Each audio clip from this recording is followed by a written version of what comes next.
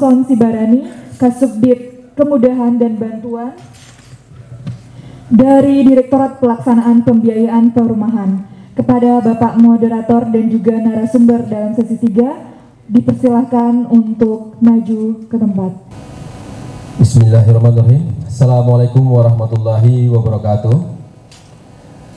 Selamat sore Bapak-Ibu sekalian yang saya cintai dan saya banggakan. Doa kami selalu nih dari Ibu RC, Pak, ya. Semoga kita semua dalam keadaan sehat, dalam lindungan Allah SWT. Nah, hari ini kita bicara tentang green building. Saya tetap semangat sekali nih ya, kalau udah ketemu Pak RTJ itu ya ditagih betul itu, kamu akademisi harus ke sana. Jadi satu sisi affordable ya for all ya, tetapi sisi yang lain harus green. Artinya ya tadi ya, berbagai macam indicators ya, mungkin penggunaan listrik, penggunaan air dan sebagainya. Jadi itu yang menjadi fokus dan concern kita ya. Alhamdulillah hari ini banyak sekali ya narasumber yang sudah sharing ke kita, luar biasa.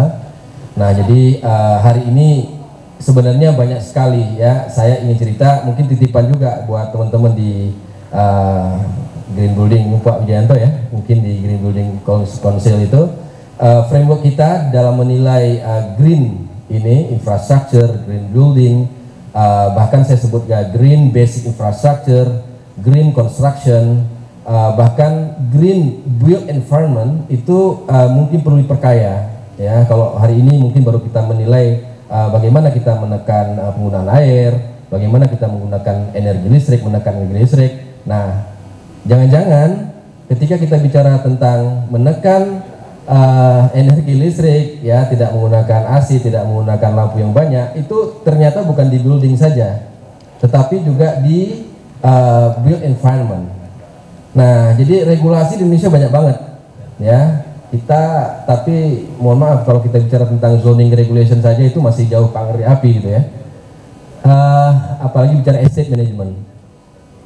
Kalau kita masuk ke teman-teman saudara kita yang membangun tadi mungkin di kosan-kosan kumuh lah istilah kita ya, yaitu menyedihkan.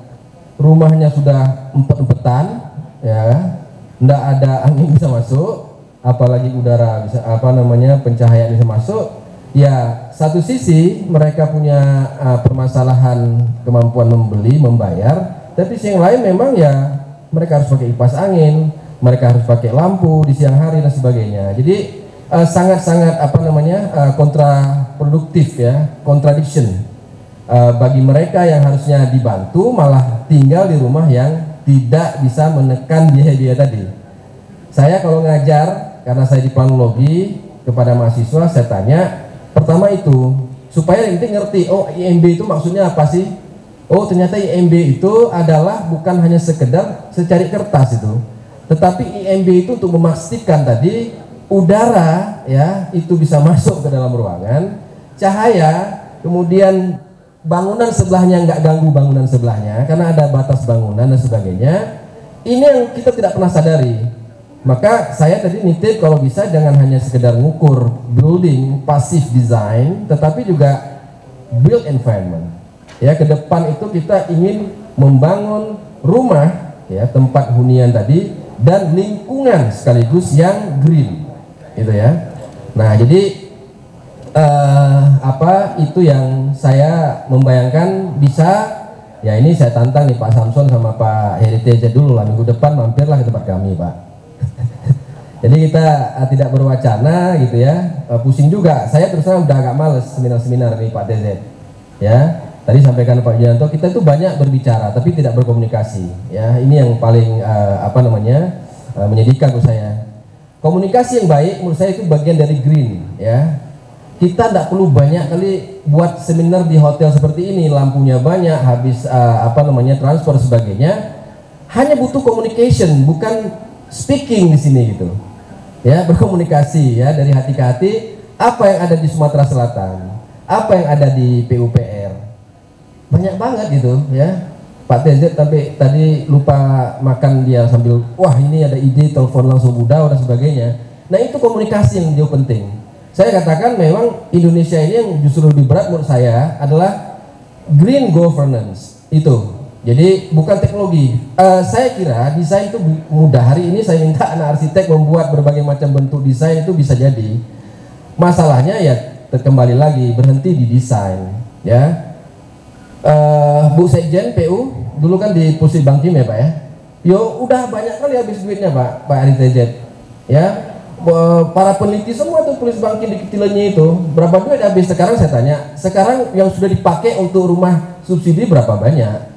Saya tanya dengan Prof Haris Saprudin, gimana Prof gitu kan? Nah, berapa banyak sudah dipakai ini hasil-hasil dari Cilenyi itu? Nggak ada, ya. Prof Anita itu ya sedih gitu kalau ketika selalu di dalam diskusi-diskusi bilang, aduh banyak banget udah habis duit kita untuk riset dan sebagainya, tapi nggak jalan. Menurut saya itu governance gitu. Ya, itu kira-kira walaupun saya kebagian hanya cuma masalah faba ya, masalah bangunan, tapi sedikit saya sentuh seperti itu ya. Jadi mudah-mudahan ya kita bisa berkomunikasi ya, kemudian melahirkan banyak teman-teman kita yang bisa memberikan jawaban ya terhadap permasalahan negeri kita ya. Ini kalau saya dengan Pak Endang itu sekarang udah ditagih itu si Petro aja udah pusing kita ini. Si Petro itu enggak usah bicara green itu, bicara konstruksi sudah sesuai dengan standar aja udah mulai atur napas nih saya dengan Pak Endang nih. Ya, jadi bicara tentang housing maka affordable, tetapi harus dilihat layak. Layak itu construction. Ya, apakah kita bisa tekan biaya construction yang layak tentu saja. Yang kedua adalah yang sehat ya. Sehat itu artinya ya tadi termasuk pencahayaan dan ventilasi. Itu syarat sudah ada di dalam peraturan PU itu ya. Bahkan terkait dengan yang sesuai kebutuhan. Jadi ada 2 orang ya minimal berapa meter persegi. Itu kan semua sudah ada. Jadi kalau bicara building code sudah ada saya kira di Indonesia ini ya, udah banyak. Hanya persoalannya ya bagaimana mengimplementasikannya gitu. Jadi itu sebagai pengantar untuk tidak berpanjang lebar. Oke, saya coba merespon tadi yang disampaikan Bu Dao. Kita butuh education ya, butuh awareness ya. Kemudian kita butuh bangunan yang layak yang bisa menekan energi dan sebagainya. Bahkan saya katakan green itu tidak hanya menekan energi, tetapi meminimalkan eksternalitas negatif itu juga green. Ya, eksternalitas negatif itu apa? Limbah, Pak. Ya, jadi limbah itu adalah eksternalitas negatif dari semua kegiatan pembangunan kita. Mau dikemanakan? Nah, itu pun tidak perlu kita pikirkan. Jadi green itu not only about to reduce ya energi ya, low carbon, tetapi juga to minimize eksternalitas negatif. Nah, hari ini tadi sudah banyak diceritakan tentang berbagai macam pasif design. Hari ini saya bicara soal bagaimana kita meminimalkan eksternalitas negatif. Di sisi yang lain, ya ditantang sama Bu Dao tadi, bisa nggak kita meningkatkan small scale enterprise? Ya, memungkinkan tidak di ekonomi saat ini, di saat pandemi di sini kita memungkinkan tidak menggunakan ya material limbah untuk membangun jutaan unit rumah di Indonesia yang green, bahkan meningkatkan pendapatan di saat pandemi ini. Ya, baik, mungkin sebelum saya bicara soal masalah ini, mungkin bisa disetel videonya dulu, kalau bisa.